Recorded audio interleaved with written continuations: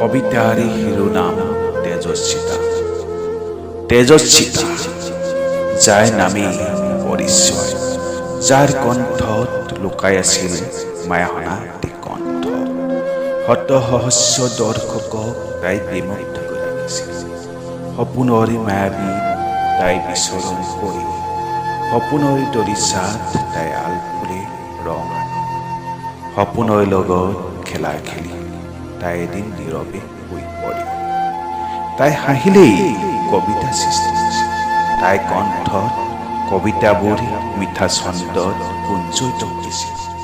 তাই মিঠা কণ্ঠত চিৰসেউজ হৈছিল সমস্ত ভাল পোৱা। তাই উকা কলিজাত ৰং সানিছিল, জীয়াই থকা প্ৰেৰণা দিছিল।